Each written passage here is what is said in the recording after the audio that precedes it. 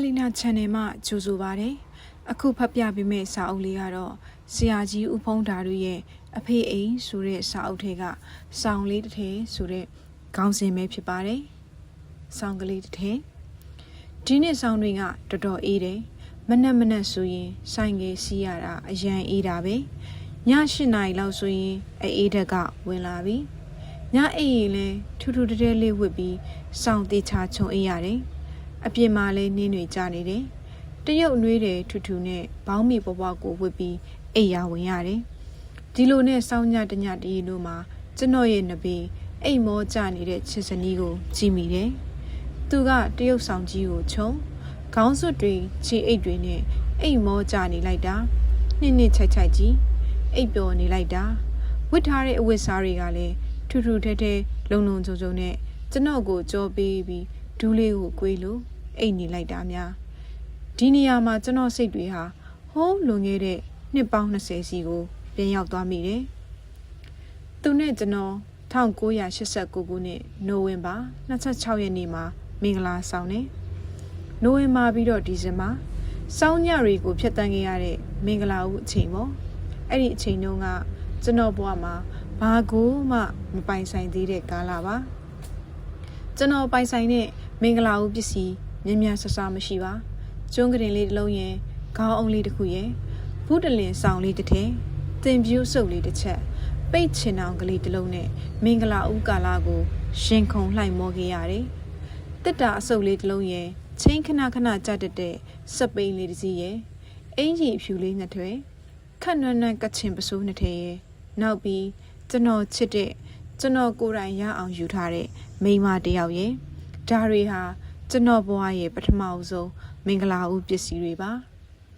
ဒီဇင်ဘာဆောင်းကလည်းချမ်းလိုက်တာညဆိုခေါင်းအုံးကလေးတစ်ခုကိုအတူအုံးပြီးဘူးတလင်ဆောင်ကိုနှစ်ယောက်အတူခြုံကြတယ်တိတ်အေးလို့ကျွန်တော်ကကွေးလိုက်ရင်သူများဆောင်လွတ်သွားလိမ့်မလားဆိုတဲ့ညတာစိတ်နဲ့ဘလောက်ချမ်းကွေးပြီးတော့မအိတ်ခဲ့ဘူးသူကလည်းဒီလိုပါပဲဒီဆောင်လေးတစ်ထည်ကိုလူပြီးမခြုံရက်ပါဘူးသူကလည်းဒီလိုပါပဲဒီဆောင်လေးတစ်ထည်ကိုလူပြီးမခြုံရက်ဘူးသူ့ရဲ့ကိုငွေနွေနွေလေးရဲ့ကျွန်တော်ရဲ့ကိုငွေနွေနွေလေးရဲ့အသားချင်းထီလို့စောင်းညတွေကိုကြော်ဖြတ်ခဲ့ရတယ်သူ့ရဲ့နွေနွေဤခန္ဓာကိုယ်လေးကိုဖတ်ပြီးအိတ်ဆက်ခဲ့ရတယ်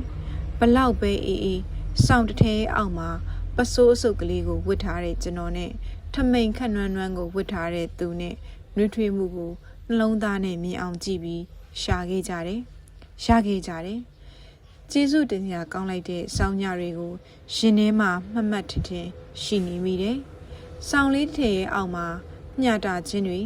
မေတ္တာတရားတွေကိုချင်းစာခြင်းတွေစာနာစိတ်တွေဖြစ်ပေါ်နေခဲ့တယ်ညတရင်နိုးရင်လဲသူများဆောင်လွတ်နေမလားဆိုတဲ့ချစ်တဲ့စိတ်နဲ့တတိတရားကြည့်မိတယ်သူလဲကျွန်တော်လိုပဲနေမှာပါအေးမြတဲ့စောင်းညတွေမှာဒီဆောင်လေးတစ်ထည်ကြောင့်သူနဲ့ကျွန်တော်ကြားမှာ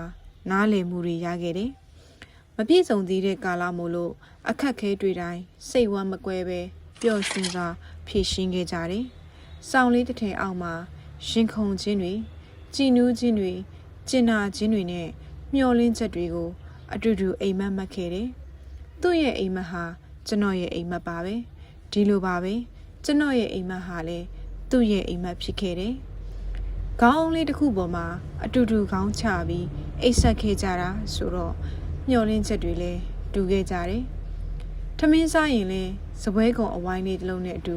တယောက်မျက်နှာတယောက်ကြည့်ပြီးစားခဲ့ကြတယ်။ဘဲဥတစ်လုံးကိုခရမ်းကျင်ကြီးနဲ့ချက်ပြီးတယောက်တစ်ချမ်းအတူစားခဲ့တော့ကပျော်စရာကောင်းလိုက်တာ။ခရမ်းကျင်ကြီးအနှစ်ကိုသူ့ပကံကိုပကံအပြန်အလှန်ထည့်ပေးလို့ကြည်နူးခဲ့ရတယ်။စပိန်စုပ်ကလေးရဲ့ကေရီယာကုံပေါ်မှာသူကထိုင်ကျွန်တော်ခါကိုဖတ်ရှင်ခုန်စရာကောင်းလိုက်တာမပြည့်စုံခြင်းတွေမှာလဲကြည်နူးစရာတွေပျော်ရွှင်စရာတွေရှိမှအခုမှတွေးမိတယ်မန်းလေးသူမန်းလေးသားပြီးညနေစာကိုလက်ဖက်သုံးနဲ့အတူစားခဲ့ကြတာတွေးကြည့်ရင်လွမ်းမောစရာပါအခုတော့ပြည့်စုံတဲ့ဘဝတစ်ခုကိုပိုင်ဆိုင်နေပြီသူကလည်းသူ့ဆောင်သူချုံလို့ကျွန်တော်ကလည်းကျွန်တော်ဆောင်ကျွန်တော်ချုံလို့သူကလည်းခေါင်းအုံးနေ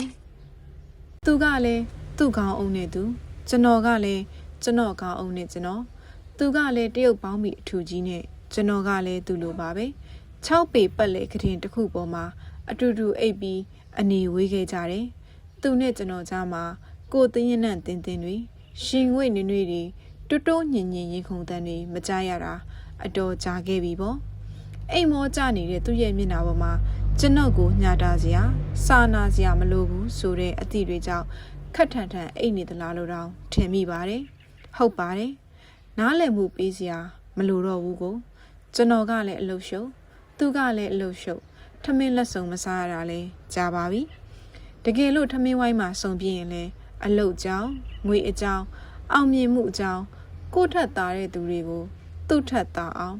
ဘလို့လုပ်ရမလဲဆိုတဲ့အကြောင်း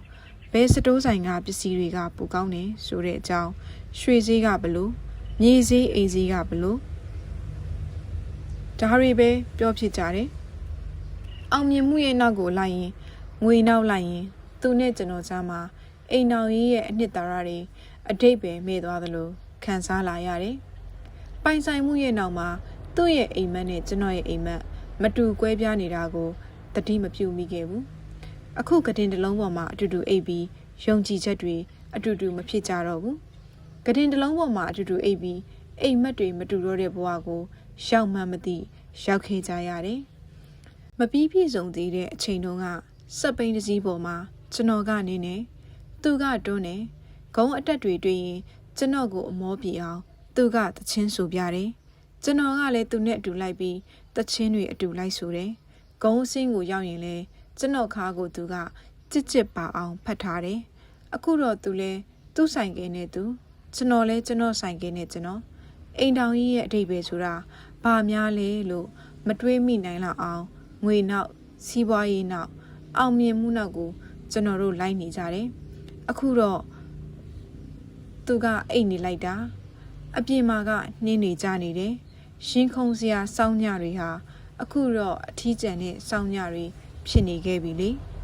ငွေကြေးတွေအောင်မြင်မှုတွေပိုင်ဆိုင်မှုတွေဟာအတိုင်းအတာတစ်ခုထိတော့အတိတ်ပဲရှိပါတယ်ဒါပေမဲ့ဘဝတစ်ခုရဲ့ပြည့်ပြည့်စုံမှုအစစ်တော့မဟုတ်ပါဘူး